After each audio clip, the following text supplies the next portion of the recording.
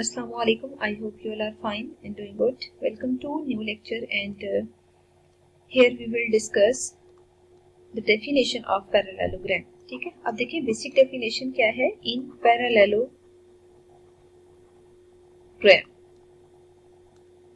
The first point is opposite sides are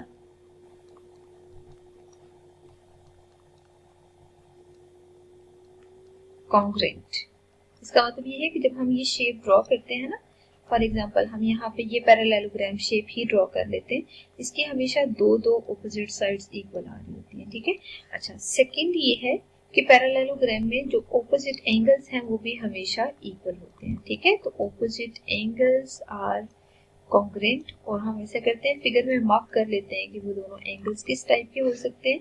जैसे यहाँ पे देखिए एक एंगल यहाँ ड्रॉ करें, एक एंगल यहाँ ड्रॉ करें, सिमिलरली एंगल इन चारों साइड्स पे ड्रॉ करें, 1 2 3 4 लिखें। तो बेसिकली इनके कहने का मतलब ये है कि एंगल 1 हमेशा एंगल 3 के कॉन्ग्रेंट होगा और एंगल 2 हमेशा एंगल 4 के कॉन्ग्रेंट होगा। तो मतलब ये दो रिजल्ट भी होल्ड करने चाहिए। ठीक है, अब देखिए थर्ड पॉइंट क्या है, डायगोनल्स बाइसेक्ट ईच अदर।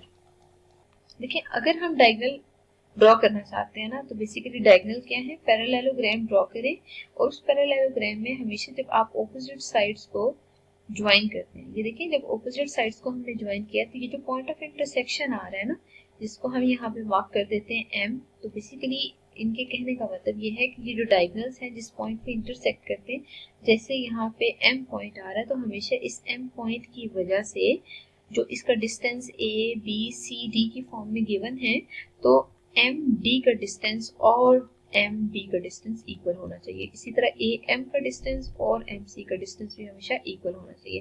तो बेसिकली ये रिजल्ट्स होल्ड करते हैं for any parallelogram shape. Parallelogram में हमेशा ऑपोजिट साइड्स कॉन्ग्रेंट होती हैं, ऑपोजिट एंगल्स कॉन्ग्रेंट होते हैं और हमेशा डायगोनल्स बाइसेक्ट हो रहे होते हैं। ठीक है, अब हम ऐसा करेंगे कि इस थ्योरम को प्रूव करने की कोशिश करेंगे, लेकिन प्रूव करने से पहले सबसे पहली वर्किंग हमारी ये है कि हम बेसिकली ये देख लें कि हमें इस थ्योरम को प्रूव करने के लिए किन स्टेप्स को फॉलो करने की जरूरत है। ठीक है, तो सबसे पहला काम हमारा थ्योरम में ये होता है कि हम फिगर ड्रॉ कर लें। ठीक है, तो फिगर ड्रॉ करते हुए सबसे पहले हमें यहाँ देखना है किस टाइप की फिगर पॉसिबल है।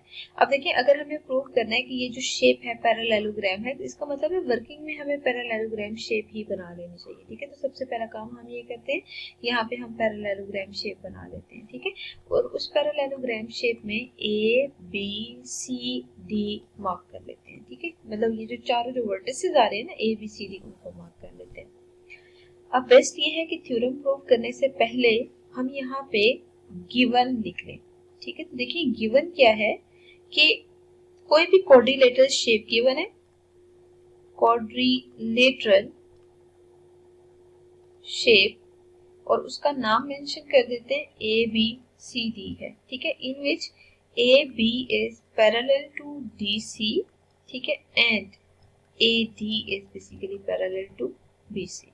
जस्ट ये कंडीशन गिवन है। ठीक है, और ये दोनों जिस पॉइंट पे मीट करते हैं वो point basically A B C D full हमने मार्क कर लिया। ठीक है, अब हमें यहाँ पे टू प्रूव करने की जरूरत है। ठीक है, टू प्रूव में हमने क्या लिखना है कि देखिए यहाँ से हमें आइडिया है कि ऑपोजिट साइड्स कॉन्ग्रेंट हैं, ऑपोजिट एंगल्स भी कॉन्ग्रेंट हैं और डायगोनल बाइसेक्ट हो रहे हैं।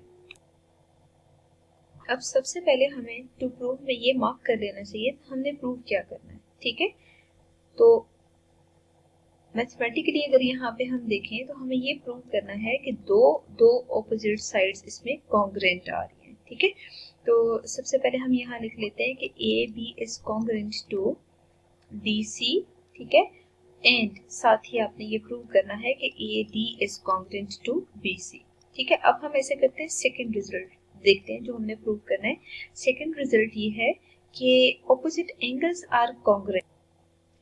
Angle A, angle D, angle C और एंगल बी, ये सब एंगल आ रहे हैं। ठीक है, तो बजाय इसके कि हम सिंपल वर्टिसेस को रिप्रेजेंट करें, हम यहाँ लिख देते हैं कि A D C should be congruent to A B C. ठीक है, और एंगल पहले हमने डी और बी का रेफरेंस दिया है, तो आप ए का देंगे तो D A B is congruent to angle B C D के। ठीक है, बेसिकली हमने इन दो के बारे में इंफॉर्मेशन देनी है।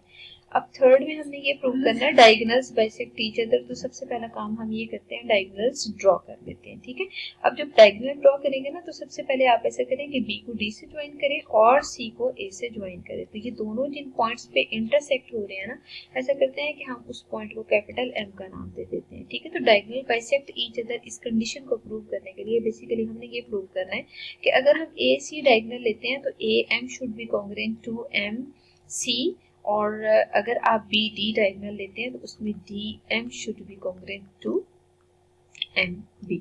ठीक है, तो बेसिकली ये गिवन और टू प्रूव था, जिसके थ्रू हमने इस थ्योरम को प्रूव करना है। ठीक है, अब हमें यहाँ पे ना कंस्ट्रक्शन करने की जरूरत है।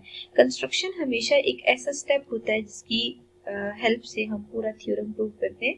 तो यहाँ पे हम कंस्ट्रक्शन में ये मार्क कर सकते हैं कि लेबल एंगल हेयर। ठीक है, और angle 1, angle 2, angle 3, angle 4, angle 5 हम यहाँ पे मार्क कर देते हैं। ठीक है, अच्छा अब देखिए, जब हम इन एंगल्स को मार्क करेंगे ना, तो ऐसे करते हैं किसी डिफरेंट पेन से ही मार्क कर लेते हैं। आप इस एंगल को 1, इसको 2, इसको 3, इसको 4 मार्क कर दें। ये देखिए 4 एंगल्स जस्ट हमने मार्क किए हैं, किसी एक डायगोनल के कोरिस्पोंडिंग कर लें। मैंने बी डी डायगोनल के कोरिस्पोंडिंग इन सब एंगल्स को मार्क कर लिया। ठीक है, अब हम इसी की हेल्प से थ्योरम को प्रूव करेंगे। तो दोबारा हम देख लेते हैं, हमने सबसे पहले वर्किंग क्या की है। हमने पहले सबसे फिगर ड्रॉ कर लिया है, फिर देखिए हमने स्टेटमेंट को देखा है और उस स्टेटमेंट की हेल्प से हमने बेसिकली जो चीज प्रूव करनी थी वो प्रूव करना लिखी है। ठीक है, और फिर थर्ड स्टेप में हमने ये देखा कि हमें कंस्ट्रक्शन क्या करनी चाहिए। तो कंस्ट्रक्शन के लिए हमने एक डायगोनल के कोरिस्पोंडिंग जितने भी एंगल्स आ रहे हैं 1 2 3 4 उनको मार्क किए, और उसके अलावा एट द एंड हम 5 और 6 भी मार्क करेंगे, लेकिन 5 और 6 हम एट द एंड करेंगे, क्योंकि अगर हम एट अ टाइम ये फुल फिगर बना देते हैं ना, तो हमारे लिए मुश्किल हो जाएगी। तो बेस्ट ये है कि पहले हम थ्योरम में जो पहले 2 रिजल्ट है वो प्रूव करते हैं, वो प्रूव करने के बाद फिर हम ये जो लास्ट वाला रिजल्ट है उसके लिए एंगल 5 और 6 मार्क करके प्रॉपर हम प्रूव कर देंगे। ठीक है।